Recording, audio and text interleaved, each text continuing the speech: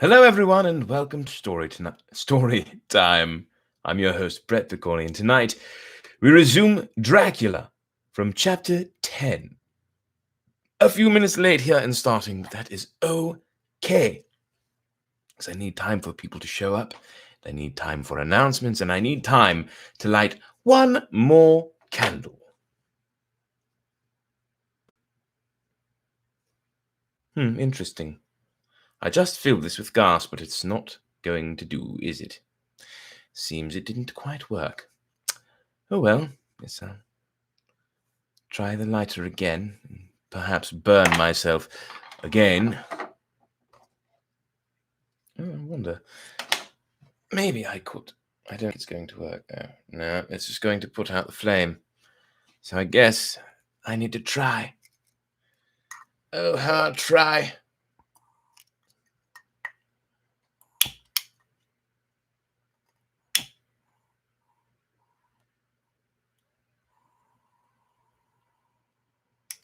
Hey, I did it! What do you know? Put it up here. That's our scented candle. The other two are here and here. Can't quite see those, can you? Anyway, once again, welcome to Storytime. I'm your host, Brett Piccoli. Hello, Mr. Green. Hello, Amber. Good to see both of you here. Hello. Yes, I'm glad you're both here. Anyone on Facebook, I'm glad you're here as well, whoever you may or may not be. Regardless, everyone who's here, I'm glad to see you. Everyone who is going to show up, I'm glad to see you too. And everyone who catches this in the rerun, well, I would have been glad to see you, but regardless, I'm glad you're here anyway, even if it's already done. So, here's what we're going to do. I'm going to once again recommend that you join the Facebook Storytime group if you have not already. It's just called Storytime, 2 words, exclamation point at the end. And I'm also going to recommend, hello, Sarah, glad you have joined us. I'm also going to recommend that you like this video if you're on YouTube and subscribe. Yes, click subscribe to the channel and, share it. Why not? Tell some people about it. Be like, oh, dude, I'm listening to this guy who reads stories in the middle of the night. Yeah, it's great, right? Doesn't sound creepy at all, especially not with this lighting.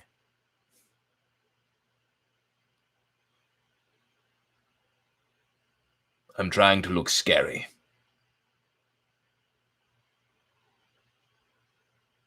I think my mission is accomplished. All right, enough of that. Anyway, yes, like and subscribe on YouTube. The page is called Beepercorny1. That's just my regular YouTube page. And hello, Russell. I see you have joined in the festivities as well. Hello, Tony. I see you're there as well. Glad to have both of you. And yes, very sinister, Sarah. Very sinister indeed. Yes, Sarah, Russell, Tony, Amber, Mr. Green, Heather. Hello, Heather. Spaghetti meatballs for dinner tonight. Oh, I bet it was great. I had carrot cake for dinner. Anyway, everyone, we're going to be reading Dracula tonight, starting at chapter 10. We'll just be reading chapter 10, so there's that. We'll be reading Dracula chapter 10, and we will be having a good time. Now, if you haven't already, Facebook group, YouTube page, and, of course, you can find me on Twitch as Brett Doesn't Game, all one word. So without further ado, shall we get to it? Dracula, chapter 10. Letter, Dr. Seward to Honorary Arthur Holmwood, 6th of September. My dear Art. Tisk, tisk. This does not sound good. My news today is not so good. See, I told you. Lucy this morning had gone back a bit. There is, however, one good thing which has arisen from it. Miss Westenra was naturally anxious concerning Lucy and has consulted me professionally about her. I took advantage of the opportunity and told her that my old master, Dr. Helsing, and that's what that is. My old master, Dr. Helsing, the great specialist, was coming to stay with me, and that I would put her in his charge conjointly with myself. So now we can come and go without alarming her unduly. For a shock to her would mean sudden death, and this, in Lucy's weak condition, might be disastrous to her. We are hedged in with difficulties, all of us, my poor old fellow, but please God, we shall come through them all right. If any need, I shall write, so that if you do not hear from me, take it for granted that I am simply waiting for news. In haste, yours ever, John Seward. Dr. Seward's diary. 7th of September. The first thing Van Helsing said to me when we met at Liverpool Street was, "Have you said anything to our young friend, the lover of her? To our young friend, the lover of her?" "No," I said. "I waited till I had seen you, as I said in my telegram. I wrote him a letter simply telling him that you were coming, as Mrs. Westenra was not so well, and that I should let him know if need be." "Right, my friend," he said. "Quite right. Better he not know as yet. Perhaps he shall never know. I pray so, but if it be needed, then he shall know all. And, my good friend John, let me caution you. You deal with the madmen. All men are mad in some way or the other, and inasmuch as you deal discreetly with your madmen, so deal with God's madmen too. The rest of the world. You tell not your madmen what you do, nor why you do it. You tell them not what you think. So you shall keep knowledge in its place, where it may rest, where it may gather its kind around it and breed. You and I shall keep as yet what we know here and here." He touched me on the heart and on the forehead, and then touched himself the same way. "I have for myself thoughts at present. Later I shall unfold to you." "Why not now?" I asked. "It may do some good. We may arrive at some decision." He stopped and looked at me and said, "My friend John, when the corn is grown, even before it has ripened, while the milk of its mother earth is in him, and the sunshine has not yet begun to paint him with his gold, the husbandman, he pull the air and rub him between his rough hands and blow away the green chaff, and say to you, 'Look, he's good corn. He will make good crop when the time comes.'" I did not see the application, and told him so. For reply, he reached over and took my ear in his hand and pulled it playfully, as he used long ago to do at lectures, and said, "The good husbandman tell you so then because he knows, but not till then. But you do not find the good husbandman dig up his planted corn to see if it grow.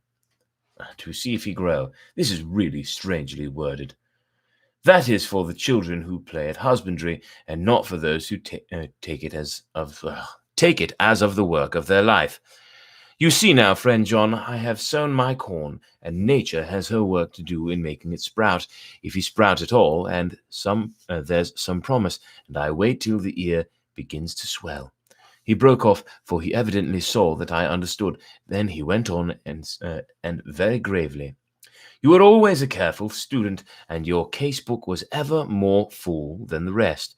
You were only student then, now you are master, and I trust that good habit have not failed. Remember, my friend, that knowledge is stronger than memory, and we should not trust the weaker, even if you have not kept the good practice. Let me tell you that this case of our dear Miss is one that may be, mind I say may be, of such interest to us and others that all the rest may not make him kick the beam, as your people say. Take then good note of it. Nothing is too small. I counsel you, put down in record even your doubts and surmises. Hereafter it may be of interest to you to see how true you guess. We learn from failure, not from success. When I described Lucy's symptoms, the same as before, but infinitely more marked, he looked very grave, but said nothing. He took with him a bag in which were many instruments and drugs, the ghastly paraphernalia of our beneficial trade, as he once called, in one of his lectures, the equipment of a professor of the healing craft. When we were shown in, Mrs. Westenra met us. She was alarmed, but not nearly so much as I expected to find her. Nature, in one of her beneficial moods, had ordained that even death has some antidote to its own terrors. Here, in a case where any shock may prove fatal, matters are so ordered that, from some cause or other, the things not personal, even the terrible change in her daughter to whom she so attached, do not seem to reach her. It is something like the way Dame Nature, Dom Nature, gathers around a foreign body and envelop of some insensitive tissue which can protect from evil that which it would otherwise harm by contact. If this be an ordered selfishness, then we should pause before we condemn anyone for the vice of egoism, for there may be deeper root for its causes than we have knowledge of. I used my knowledge of this phase of spiritual pathology and laid down a rule that she should not be present with Lucy or think of her illness more than was absolutely required. She assented readily, so readily that I saw again the hand of nature fighting for life. Van Helsing and I were shown up to Lucy's room. If I was shocked when I saw her yesterday, I was horrified when I saw her today. She was ghastly, chalkily pale, and the red seemed to have gone even from her lips and gums, and the bones of her face stood out prominently. Her breathing was painful to see or hear. Van Helsing's face grew set as marble, and his eyebrows converged till they almost touched over his nose. Lucy lay motionless and did not seem to have strength to speak, so for a while we were all silent. Then Van Helsing beckoned to me, and we went gently out of the room. The instant we had closed the door, he stepped quickly across the passage to the next door, which was open. Then he pulled me quickly in with him and closed the door. "My God," he said, "this is dreadful. There is no time to be lost. She will die for sheer want of blood to keep the heart's action as it should be. There must be transfusion of blood at once. Is it you or me? I am younger and stronger, Professor. I must be. It must be me. Then get ready at once. I will bring up my bag. I am prepared." I went downstairs with him, and as we were going, there was a knock at the hall door. When we reached the hall, the maid had just opened the door, and Arthur was stepping quickly in. He rushed up to me, saying in an eager whisper, "Jack, I was so anxious. I read between the lines of your letter and have been in an agony. The dad was better, so I ran down here to see for myself. Is not that gentleman Dr. Van Helsing? I am so thankful to you, sir, for coming." When first the professor's eyes had lit upon him, he had been angry at his interruption at such a time, but now, as he took in his stalwart proportions and recognized the strong young manhood which seemed to emanate from him, his eyes gleamed. Without a pause, he said to him gravely as he held out his hand, "Sir, you have come in time. You are the lover of our dear miss. She's bad, very, very bad. Nay, my child, do not go like that." For he suddenly grew pale and sat down in a chair, almost fainting. You are to help her. You can do more than any that live, and your courage is your best help." "What can I do?" asked Arthur hoarsely. "Tell me, and I shall do it. My life is hers, and I would give the last drop of blood in my body for her." The professor has a strongly humorous side, and I could from old knowledge detect a trace of its origin in his answer. "My young sir, I do not ask so much as that, not the last. What shall I do?" There was fire in his eyes, and his open nostril quivered with intent. Van Helsing slapped him on the shoulder. "Come," he said, "you are a man, and it is a man we want. You are better than me, better than my friend John." Better than my friend John. Arthur looked bewildered, and the professor went on explaining in a kindly way. "Young Miss is bad, very bad. She wants blood, and blood she must have or die. My friend John and I have consulted, and we are about to perform what we call transfusion of blood, to transfer from full veins of one to the empty veins which pine for him. John was to give his blood, as he is the more young and strong than me."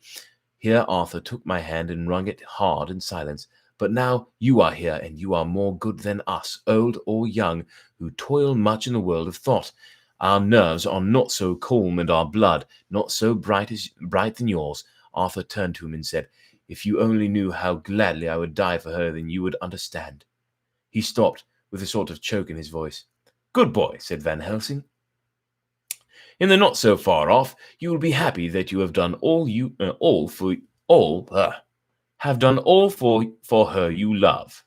Fudge me. Wording. Come now and be silent. It's so backward. Anyway, "You shall kiss her once before it is done, but then you must go, and you must leave at my sign. Say no word to madam. You know how it is with her. There must be no shock. Any knowledge of this would be one. Come, We all went up to Lucy's room. Arthur, by direction, remained outside. Lucy turned her head and looked at us, but said nothing. She was not asleep, but she was simply too weak to make the effort.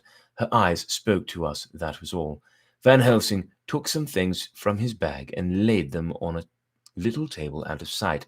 Then he mixed a narcotic, and coming over to the bed, said cheerily, "Now, little miss, here is your medicine. Drink it off like a good child. See, I lift you so that to swallow is easy. Yes?" She had made the effort with success. I'm getting a sip of water.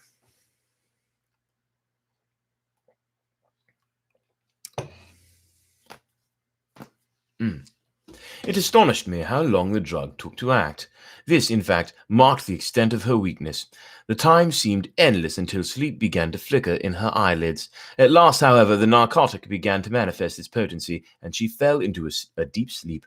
When the professor was satisfied, he called Arthur into the room and bade him strip off his coat. Then he added, You may take that one little kiss, whilst I bring over the table. Friend John, help to me."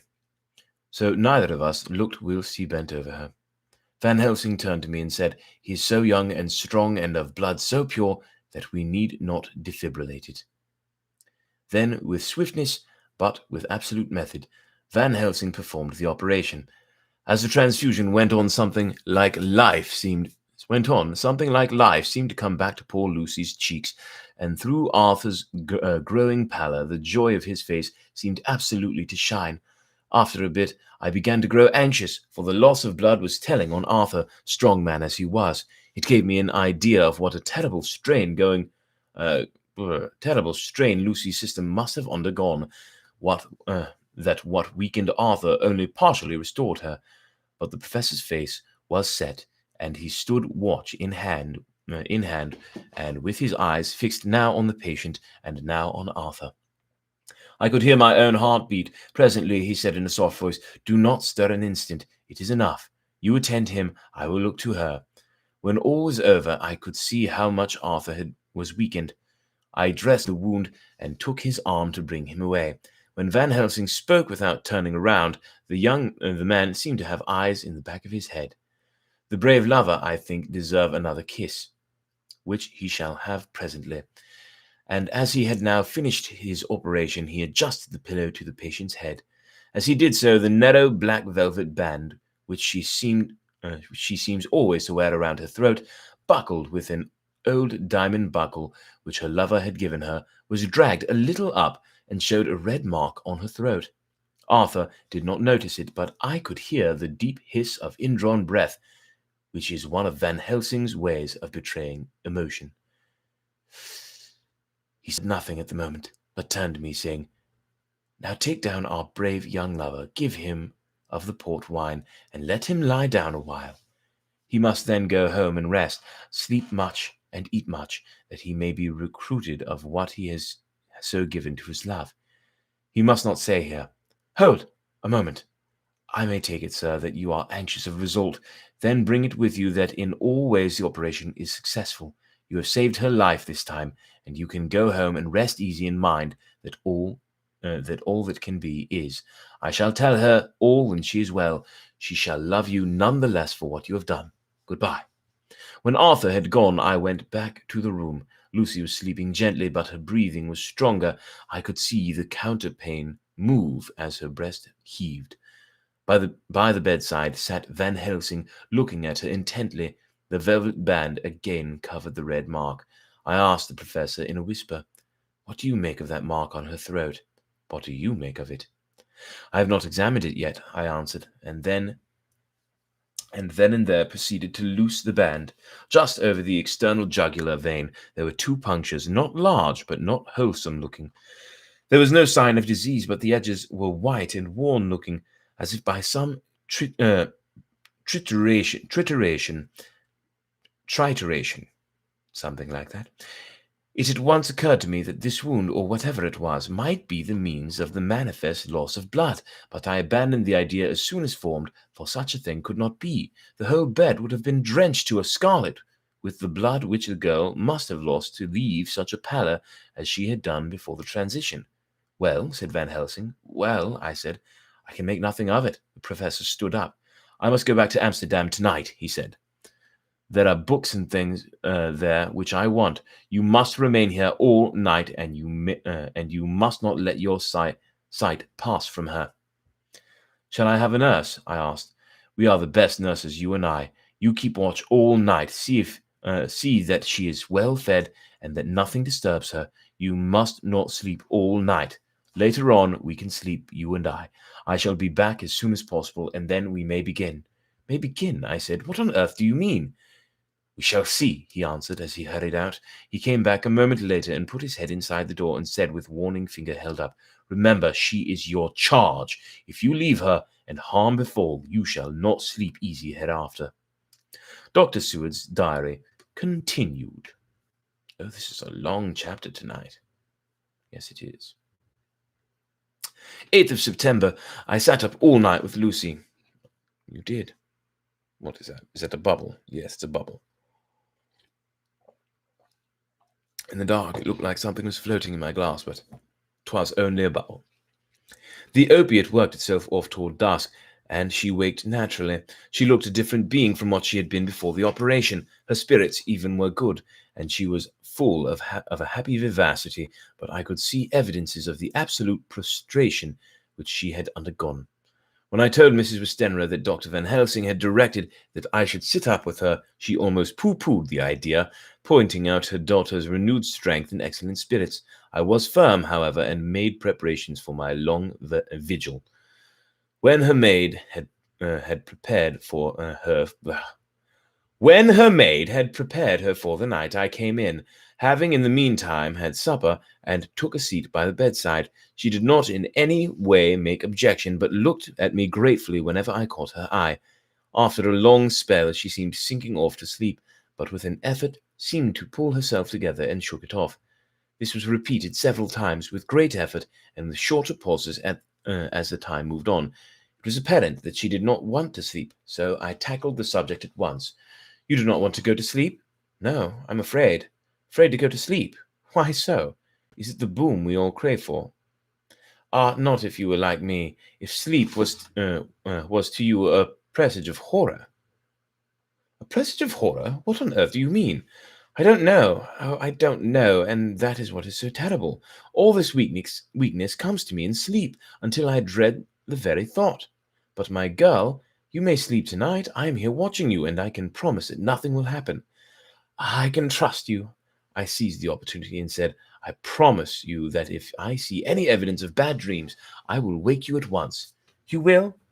Oh, will you really? How good you are to me. Then I will sleep. And almost at the word she gave a deep sigh of relief and sank back asleep. All night long I watched by her. She never stirred, but slept on and on in a deep, tranquil, life-giving, health-giving sleep. Her lips were slightly parted, and her breast rose and fell with the regularity of a pendulum. There was a smile on her face, and it was evident that no bad dreams had come to disturb her peace of mind. In the early morning her maid came, and I left her in her care and took myself back home, for I was anxious about many things. I sent a short wire to Van Helsing and to Arthur, telling them of the excellent result of the operation. My own work, with its manifold arrears, took me all day to clear off. It was dark when I was able to inquire about my zoophagous patient. The report was good. He had been quite quiet for the past day and night. A telegram came from Van Helsing at Amsterdam whilst I was at dinner, suggesting that I should be at Hillingham tonight, as it might be well to be at hand, and stating that he was leaving by the night mail and would join me early in the morning. 9th of September. I was pretty tired and worn out when I got to Hillingham. For 2 nights I had hardly had a wink of sleep, and my brain was beginning to feel that numbness which marks cerebral exhaustion. Lucy was up and in cheerful spirits. When she shook hands with me, she looked sharply in my face and said, No sitting up tonight for you. You are worn out. I am quite well again indeed. I am, and if there is to be any sitting up, it is I who will sit up with you. I would not argue the point, but went and had my supper. Lucy came with me, and, enlivened by her charming presence, I made an excellent meal, and had a couple of glasses of the more than excellent port. Then Lucy took me upstairs and showed me a room next to hers where a cozy fire was burning. Now, she said, you must stay here. I shall leave this door open and my door too. You can lie on the sofa, for I know that nothing would induce any of you doctors to go to bed whilst there is a patient above the horizon. If I want anything, I shall call out, and you can come to me at once. But acquiesce, for I was dog-tired and could not have sat up had I tried. So, on her renewing her promise to call me if she should want anything, I lay on the sofa and forgot all about everything. Lucy Westenra's diary. 9th of September. I feel so happy tonight. I have been so miserably weak that to be able to think and move about is like feeling sunshine after a long spell of east wind out of steel sky. Somehow Arthur feels very, very close to me. I seem to feel his presence warm about me. I suppose it is that sickness and weakness are selfish things, and our inner eyes and sympathy on ourselves, whilst health and strength give love rein, and in thought and feeling he can wander where he wills. I know where my thoughts are, if Arthur only knew. My dear, your ears must tingle as you sleep, as mine do waking. Oh, the blissful the blissful rest of last night! How I slept with that dear, good Dr. Seward watching me. And tonight I shall not fear to sleep, since he is close at hand and within call. Thank everybody for being so good to me. Thank God. Good night, Arthur. Dr. Seward's Journal, 10th of September. What was that? Interesting. Whatever. 10th of September. I was conscious of the professor's hand on my head and started awake all in a second. This is one of the things that we learn in an asylum at any rate. And how is our patient? Well, when I left her, or rather when she left me, I answered. Come, let us see, he said, and together we went into the room. The blind was drawn, and I went over to raise it gently, whilst Van Helsing stepped with his soft cat-like tread over to the bed. As I raised the blind, and the morning sunlight flooded the room, I heard the professor's low hiss of inspiration, and knowing its rarity, a deadly fear shot through my heart. As I passed over, he moved back, and his exclamation of horror, Gott in Himmel! Needed no enforcement from his agonized face. He raised his hand and pointed to the bed, and his iron face was drawn and ashen white. I felt my knees begin to tremble. There on the bed, seemingly in a swoon, lay poor Lucy, more horribly white and wan-looking than ever. Even the lips were white, and the gums seemed to have shrunken back from the teeth, as we sometimes see in a corpse after a prolonged illness. Van Helsing raised his foot to stamp in anger, but the instinct of his life and all the long years of habit stood to him, and he put it down again softly. Quick, he said, bring the brandy. I flew to the dining room and returned with the decanter. He wetted the poor white lips with it, and together we rubbed palm and wrist and heart. He felt her heart, and after a few moments of agonizing suspense said, It is not too late. It beats, though but feebly. Our work is undone. We must begin again. There is no young Arthur here now. I have to call on you yourself this time, friend John. As he spoke, he was dipping into his bag and producing the instruments for transfusion. I had taken off my coat and rolled up my shirt sleeve. There was no possibility of an opiate just at present, and no need of one. And so, without a moment's delay, we began the operation. After a time, it did not seem a short time either, for the draining away of one's blood, no matter how willingly it be given, is a terrible feeling. Van Helsing held up a warning finger. Do not stir, he said, but I fear that with growing strength she may wake, and that would make danger. Oh, so much danger, but I shall precaution take. I shall give hypodermic injection of morphia. He proceeded then swiftly and deftly to carry out his intent. The effect on Lucy was not bad, for the faint seemed to merge subtly with the narcotic sleep. It was with a feeling of personal pride that I could see a faint tinge of color steal back into the pallid cheeks and lips. No man knows till he experiences it what it is to feel his own lifeblood drawn away into the veins of the woman he loves. The professor watched me critically. That will do, he said. Already, I remonstrated. You took a great deal more from art, to which he smiled a sad sort of smile as he replied, He is her lover, her fiancé. You have much work to do for her and for others, and the present will suffice. When we stopped the operation, he attended to Lucy whilst I applied digital pressure to my own incision. I laid down whilst I waited his leisure to attend to me, for I felt faint and a little sick. By and by he bound up my wound and sent me downstairs to get a glass of wine for myself.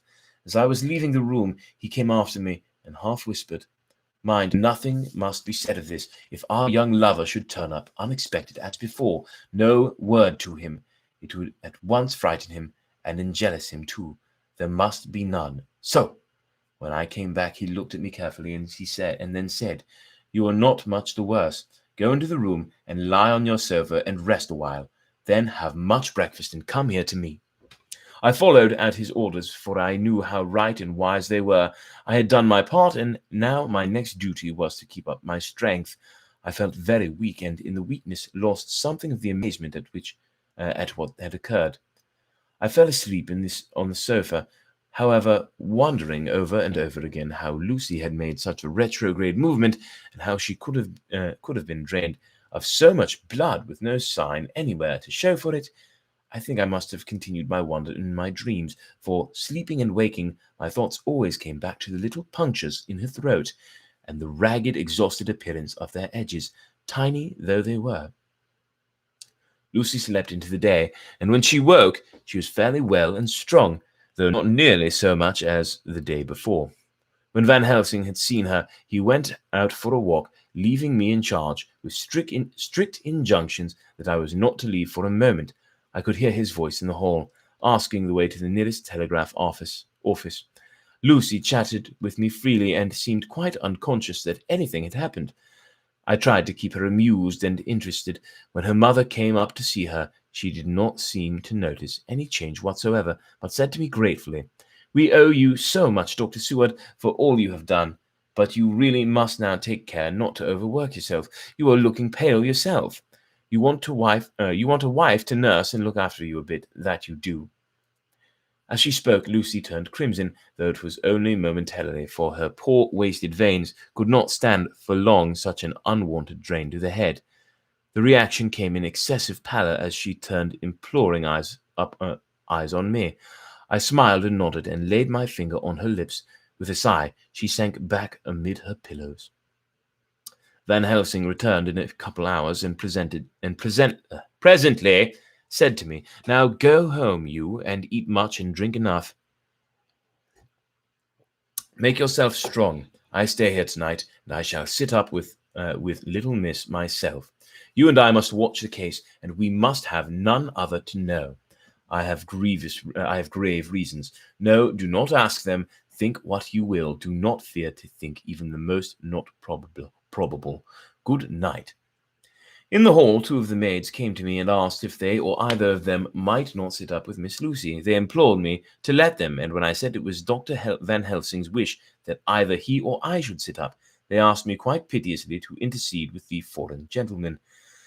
I was much touched by their kindness. Perhaps it is because I am weak at present, and perhaps because it was on Lucy's account that their devotion was manifested, for over and over again I have seen similar instances of women's kindness. I got back here in time for a late dinner, went my rounds, well, all well, and set this down whilst waiting for sleep. It is coming. 11th of September, this afternoon I went over to Hillingham, found Dr. Helsing in excellent spirits, and Lucy much better. Shortly after I had arrived, a big parcel from abroad came for the professor. He opened it with much impressment, amused, of course, and showed a great bundle of white flowers. "These are for you, Miss Lucy," he said. "For me? Oh, Dr. Van Helsing." "Yes, my dear, but not for you to play with. These are medicines." Here Lucy made a wry face. "Nay, but they are not to take in a decoction or in a nauseous form, so you need not snub that so charming nose, or I shall point out to my friend Arthur that what woes he may have to endure in seeing so much beauty that he so loves so much distort. Aha, my pretty miss, that bring the so nice nose all straight again. This is nonsense. This is medicinal, but you do not know how. I put him in your window. I make pretty wreath, and hang him round your neck, so that you will sleep. Oh yes, they, like the lotus flower, make your trouble forgotten.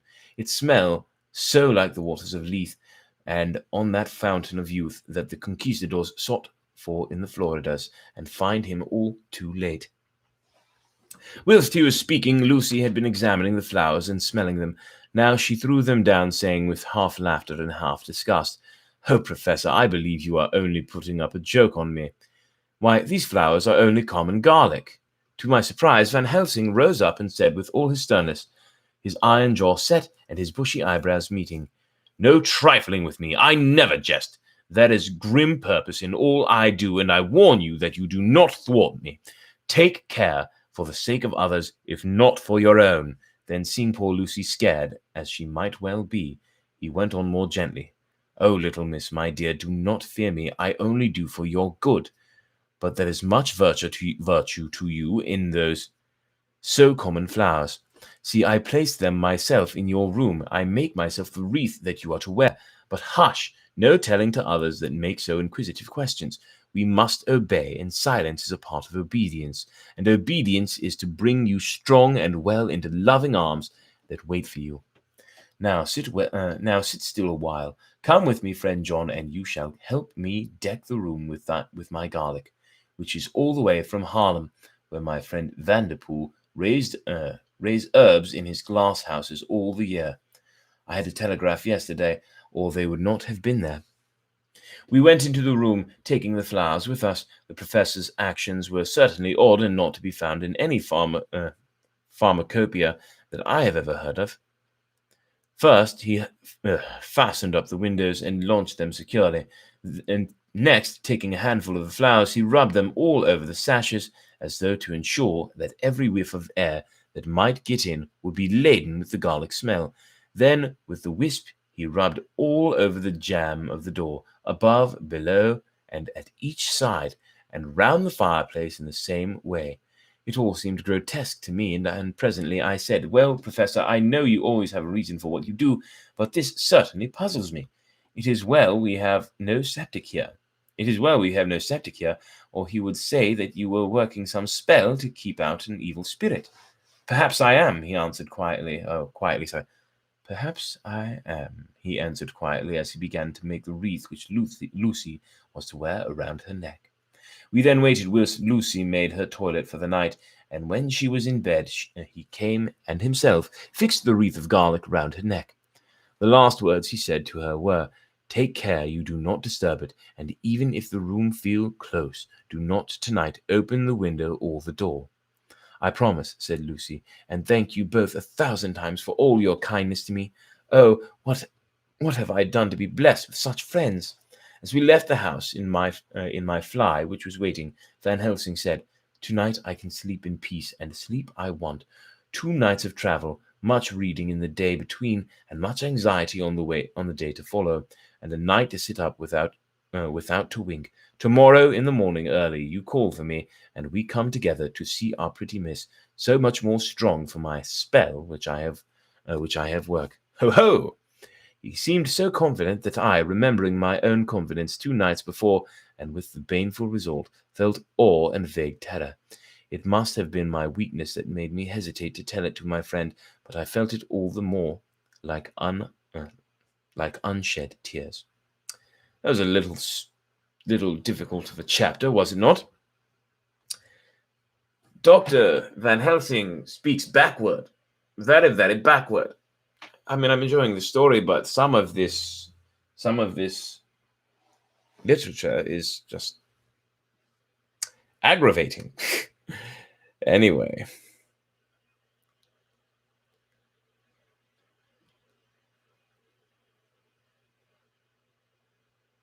Okay, Jonathan, listen to your mother or miss out on Wyatt's birthday party, okay? Who's Wyatt?